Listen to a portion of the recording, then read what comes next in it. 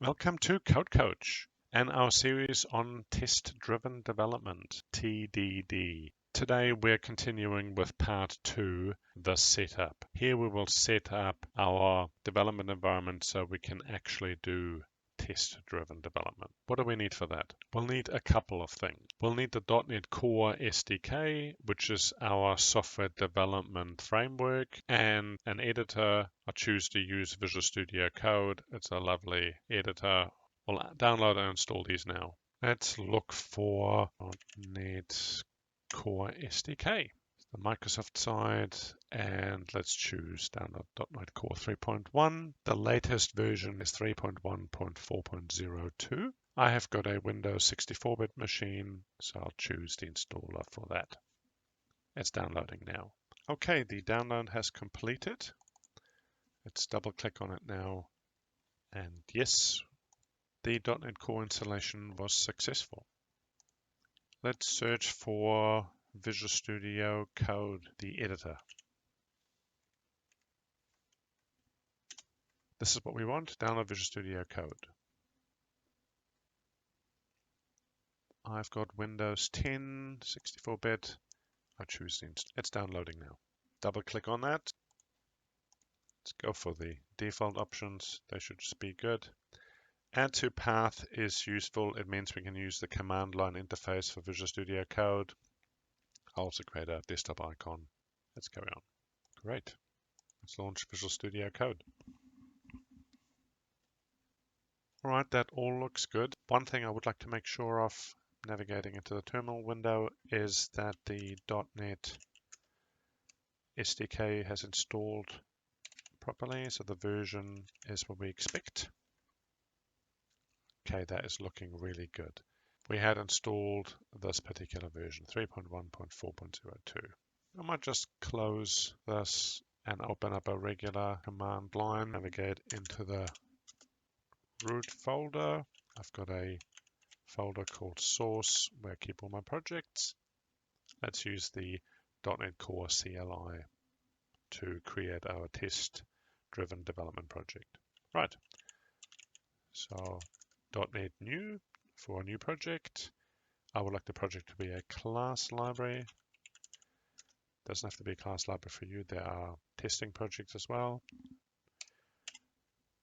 And I'm going to name the project TDD example.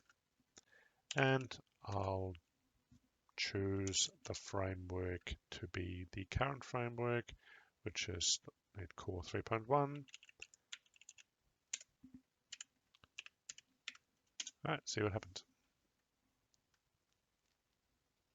Okay, this is looking promising. The template class library was created successfully, so we should have our project now. The way we can find that out is by moving up a folder. TDD example should have been created. And if we, now that we're in here, we have got our .NET project. Our class library should be able to use code dot to open up Visual Studio Code editor. Oh, this is looking really promising.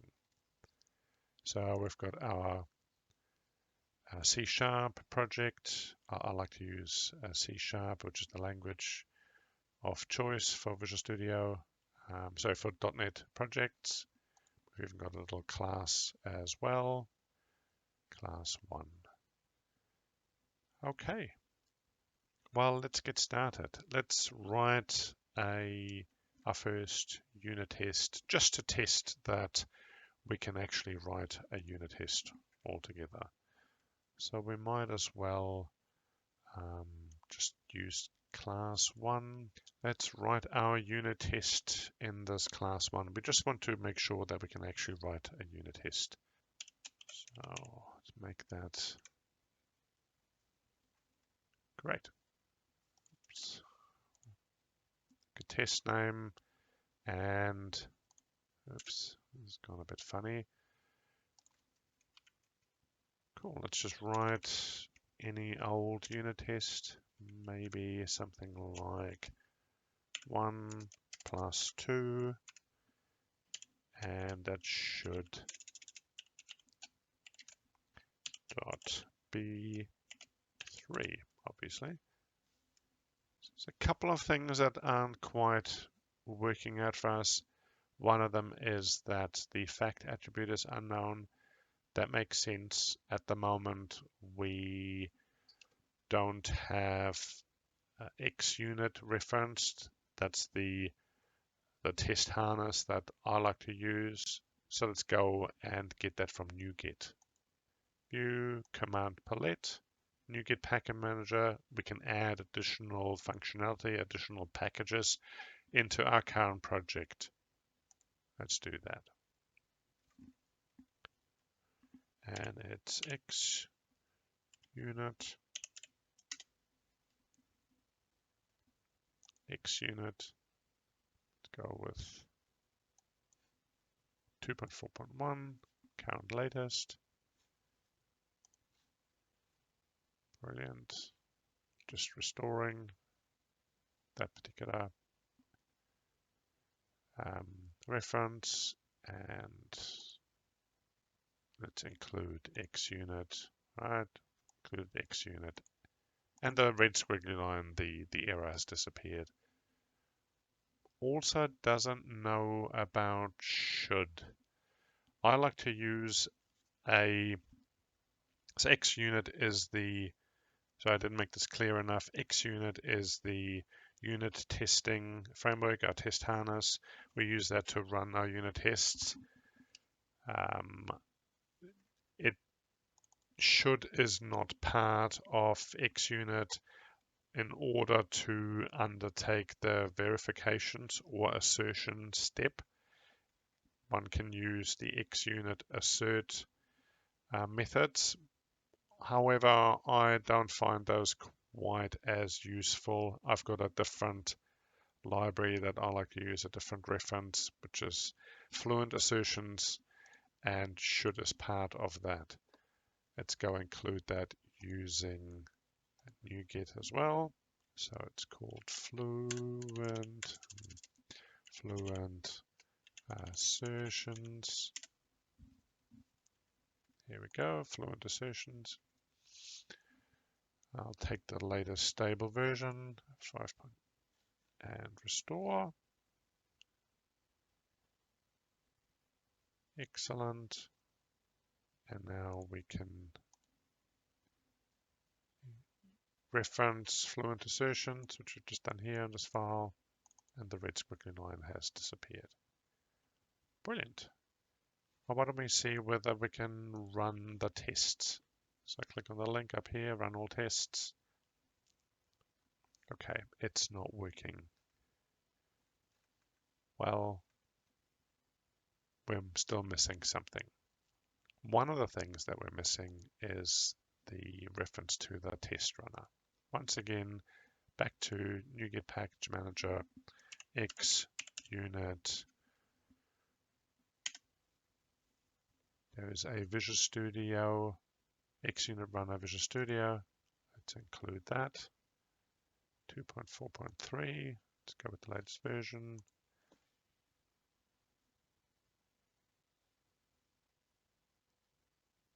Great. Can we run the tests now? That looked a little bit better, but still no tests were actually run. There was one more package that we need from NuGet, which is the Microsoft.NET Test Sdk, I believe. Yes. Let's include that. Let's go for the latest stable, 16.7.1. Restore. See what happens. Good. Okay, let's run all tests. Does it work now? Well, that is looking really good. Total tests, 1 run, passed 1, failed 0, skipped 0. Brilliant. Let's try and run the tests using the terminal. So we can use the SDK again, Dot Net Test. Should also do the trick. Brilliant. Test run successful, passed 1. What if we were to break the test? I think it's useful to see whether it'll be fine. Does the test fail? Excellent. Yes, it failed. Because we expect the 2 plus 2 to be 3. This is what we're saying here. But we actually found it to be 4. Makes sense. 2 plus 2 is in fact 4. Okay. What about us running the tests through the link above the class?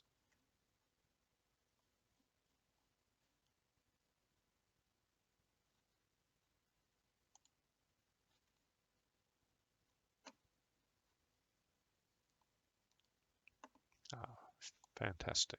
Failed 1. Good.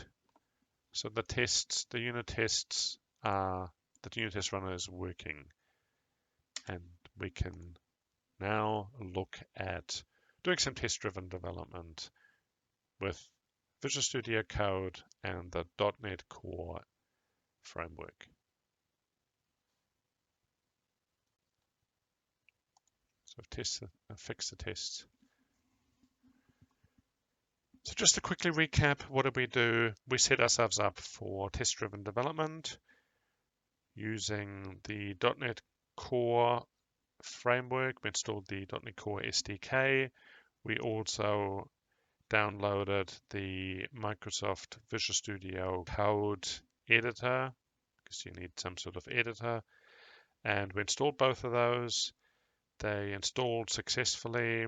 We then created a project called TDD example and opened it up using Visual Studio Code. We created this particular project using the .NET Core CLI off the command line.